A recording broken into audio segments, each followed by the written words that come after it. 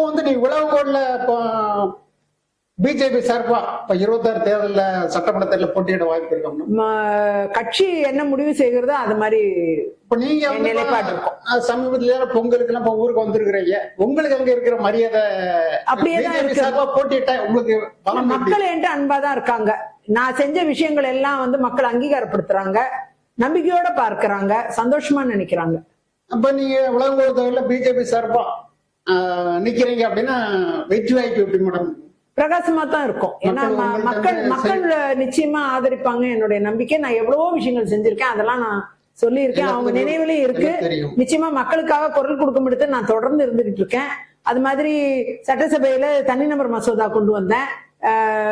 அம்மையார் காலத்துல டாஸ்மாக் இந்த மது அருந்தி நிறைய பேர் இறந்து போறாங்க, லிவர் வெந்து இறந்து போயிடுறாங்க, அவங்கள மீட்டு எடுக்கிறதுக்கான ஒரு சட்ட மசோதா, இந்த மதுக்கு எதிரான ஒரு சட்ட மசோதா, இதெல்லாம் கொண்டு வந்து பெண்களுக்கு பாதுகாப்பு வழங்கணும், அவங்களுக்கு தேவையானதை செய்யணுங்கிறதுக்காக ஒரு பிரைவேட் மெம்பர் பில் கொண்டு வந்தேன். அப்ப கூட அம்மையார் அவர்கள் இந்த பில் டேபிள் ஆகிறதுக்கு முன்னாடி அவங்க வந்து 500 கடைகள் ஒரு வருஷத்துக்கு நாங்க மூடுறோம்னு சொல்லி என்னோட இந்த விஷயத்துக்காக ஏத்துக்கிட்டு அவங்க பண்ணது வந்து எனக்கு ரொம்ப சந்தோஷமா இருந்துச்சு. 2 ஆண்டுகள் தொடர்ந்து செஞ்சாங்க. அத கடைகளை 16ல வந்த பிறகு முழுசா இருந்தா அவங்க சொன்ன மாதிரி கொஞ்சம் படிப்படியா குறைச்சாங்க.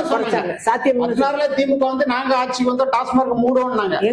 இது வரைக்கும் எதுவுமே பண்ணல. அவங்க என்ன சொன்னோம்னா, அம்மா என்ன சொன்னோம்னா, மூடுறது சாத்தியம் இல்ல, படிப்படியா குறைக்கணும், வேலை போயிடும், லேபர்ஸ்க்கு வேலை போயிடும், குடிக்கிறவங்க டக்குன்னு குடியை நிறுத்த மாட்டாங்க, அதனால படிப்படியா தான் குறைக்க முடியும்னாங்க. அவங்க அந்த 16ல ஜெயிச்சு 5 வருஷம் முழுசா இருந்தா ஓரளவுக்கு ஒரு 80% வரைக்கும் கடைகளை க்ளோஸ் பண்ணிருப்பாங்க அப்படி நம்பிக்கை எனக்கு இருக்கு. 1000 கடைகள் மூடுனாங்க. அப்புறம் உடம்பு சரியில்லாம இறந்தனால அந்த மாதிரி அது அப்படியே தொடர முடியல. இப்ப மேற்கொண்டு என்னன்னா, உங்களுடைய நீங்க வந்து இப்போ வந்து பல உங்க உடம்பு தொகுதியில செய்து இருக்கிறீங்க.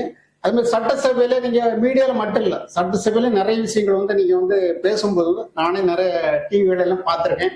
அதனால உங்க விளம்பரத்துல பிஜேபி சார்பா நீங்க போட்டிட்டா கண்டிப்பா வந்து மக்கள் உங்களுக்கு ஆதரவு கொடுப்பாங்க அப்படின்னு நான் நம்புறேன். நன்றி மேடம். மேற்கொண்டு போய் என்னன்னா, இந்த மதுபானம் 11 திமுக எதிர்கட்சிகளை எல்லாரும் சேர்ந்து டாஸ்மாக் போராட்டம் மிகப்பெரிய போராட்டம் எடுத்து செஞ்சாங்க. எல்லா கட்சியும் ஒண்ணு செத்துட்டாங்க, அதிமுக தவிர. இப்போ வந்து கூட இருக்க எல்லாமே அமைதியா இருக்கிறாங்க. யாருமே இந்த டாஸ்மாக் கடை 24 hours நிறைய இடத்துல வித்துட்டு இருக்காங்க. அதை பத்தி வாயே திறக்க மாட்டாங்க. இல்ல அதாவது திமுக கூட இருக்க கட்சிகள் யாரும் வாய் திறக்க மாட்டேங்கிறாங்க. அதான் உண்மை. அதான் பார்க்க வேண்டிய ஒன்று. அந்த அளவுல நீங்க பாத்தீங்கன்னா, சகோதரி கனிமொழி அவர்கள் ஒரு காலத்துல சொன்னாங்க, இந்த மாதிரி இளம் விதவைகள் அதிகமாயிட்டாங்க தமிழ்நாட்டுல. ஆமா, இந்த டாஸ்மாக் கடைகள் எல்லாம் மூடணும். அவங்க நிலைப்பாடு இன்னைக்கு என்ன ஆச்சு? அவங்க அப்படியே மாத்திக்கிட்டாங்க. அப்படி இவங்க நிலைப்பாடுகளை மாத்திக்கிறாங்க. அது ரொம்ப தவறான ஒன்று. 16 தேர்தல டாஸ்மாக் மூடும், நாங்க வந்து ஆட்சிக்கு வந்தான்னு சொன்னீங்க. நீங்க மூட வேண்டாம், அம்மா சொன்னதை அதாவது படிப்படியா கொஞ்சம் குறைக்கிறது. அதுக்கப்புறம் அது மாதிரி இந்த மதுவினால் பாதிக்கப்பட்டவங்களை வந்து நம்ம அரசாங்கம் தானே விக்குது, அதை தானே வாங்கி குடிக்கிறாங்க. அப்ப அந்த பாதிக்கப்பட்டவனுக்கு அவங்க உயிரை பாதுகாக்கிறதுக்கு ஏதாவது அரசாங்கம் செய்யணும் இல்லையா? அதையே செய்யுங்கன்னு கேட்கிறோம். அதை செஞ்சு அவங்க எத்தனையோ பெண்கள் வந்து அவங்க கணவர்கள் இந்த நிலைமைக்கு ஆயிட்டாங்களேன்ட்டு ஒப்பாரி போராட்டம் எல்லாம் நடத்திட்டாங்க. இதை விட ஒண்ணு நடக்க வேண்டிய அவசியம் இல்லை. போயிட்டு அதன குடி போதை பொருள் அது எல்லாத்துல இருந்தும் நம்ம தமிழக மக்களை மீட்டு எடுக்கணும்னா கட்டாயமா அரசு வந்து ஒரு திட்டத்தை வகுக்கணும், அந்த திட்டத்தை செயல்படுத்தணும். நிச்சயமா வந்து வருங்காலத்துல 2026 தேர்தல்ல தேசிய ஜனநாயக கூட்டணி, அதிமுக தலைமையிலான கூட்டணி, அண்ணன் எடப்பாடியார் அவர்கள் ஆட்சி வந்த பிறகு நிச்சயமா இதுக்கென்று ஒரு திட்டத்தை வகுத்து இதனால் பாதிக்கப்பட்டவங்களை மீட்டெடுக்கிறதுக்கான ஒரு செயல் திட்டம் உருவாக்கப்படுங்கிறது இருவேறு கருத்து இல்லை. இப்ப காலேஜ் இல்லாம ஸ்கூல் வரையும் போதை வந்துட்டு, ஸ்கூல் கூட பசங்க வந்து ஸ்கூல் கம்பவுண்ட்ல கஞ்சி அடிக்கிறாங்க, ஆமா, போதையில் இருக்கிறாங்க. அப்படி மாதிரி நமக்கு பாளையங்கோட்டையில சிறு பெண்கள் கையில டாஸ்மாக் இந்த இது பாட்டில் இதெல்லாம் கிடைச்சிருக்கு.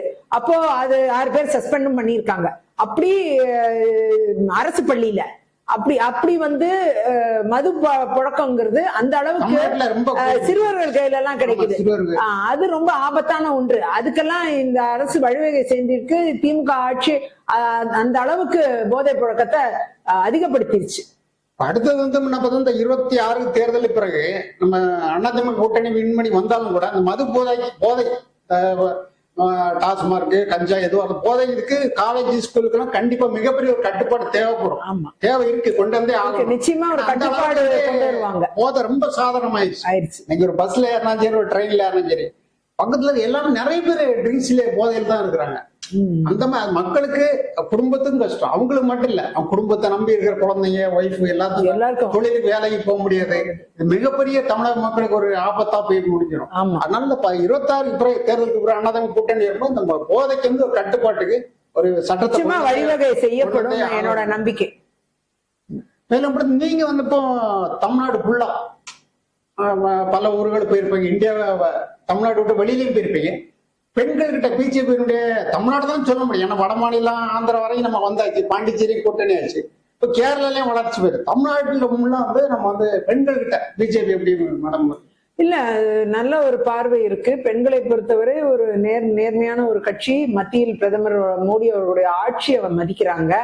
இந்தியா முழுக்க சென்றடையக்கூடிய பல்வேறு திட்டங்களை பார்த்தாங்க. ஈவன் இப்ப பீகார்ல கூட பெண்களுக்கான அந்த தொழில் முனைவோர் திட்டம், மாசத்துக்கு 10,000 ரூபாய் வழங்கக்கூடிய தொழில் முனைவோர் திட்டம் 2 லட்சம் ரூபாய் வரை வழங்கப்படும். அந்த பெண்கள் அந்த திட்டத்தை தமிழ்நாட்டுல வரவிடல. திமுக ஆட்சி தமிழ்நாட்டுல வரவிடல. அந்த திட்டம் வந்தா கூட நிறைய பேர் கையில இப்ப மாசம் 10,000 ரூபாய் இருக்கும் பெண்கள் கையில. தொழில் முனைவோர் பெண்கள் எல்லார்கிட்டையும் சின்ன சின்ன கடைகள், பூக்கடைகள், இந்த மாதிரி நடத்துறவங்க, ஸ்ட்ரீட் வெண்டர்ஸ், இந்த மாதிரி இவங்க எல்லார்கிட்டையுமே வந்து இந்த பணம் இருக்கும். அவங்களுக்கு அடுத்த கட்டத்துக்கு தங்களோட சென்ட்ரல் கவர்மெண்ட்ல குடுக்கறது இங்க வந்து சேரலங்க. அதான் மெயின். சென்ட்ரல் கவர்மெண்ட்ல குடுக்கறது இங்க வந்து சேரல. தமிழ்நாட்டுல வரமாட்டேங்கிறாங்க, பிளாக் பண்றாங்க. அது வந்து பீகார்ல கொடுத்துக்கிட்டு இருக்காங்க. அது மாதிரி தமிழ்நாட்டுக்கு வரவிடாம தடுத்துட்டாங்க. அதனால அதெல்லாம் வந்து இப்ப நீங்க அடுத்த ஆட்சி, இப்ப அதிமுக தலைமையிலான ஆட்சி வரும்பொழுது நிச்சயமா அதற்குண்டான வழிவகை செய்யப்படும் இல்லையா? இந்த திட்டங்கள்லாம் வந்து சேரும். பெண்கள் கையில அதிகமா பணமும் இருக்கும். ஆண்கள் வந்து குறிப்பா வந்து இந்த திட்டங்களுக்குள்ள நிறைய வேலை வாய்ப்புக்கான வாய்ப்புகள் அதிகமா இருக்கும், சுயதொழிலுக்கான வாய்ப்புகள் அதிகமா இருக்கும். அது எல்லாத்தையும் தமிழ்நாடு திமுக அரசு வந்து தடுக்குது.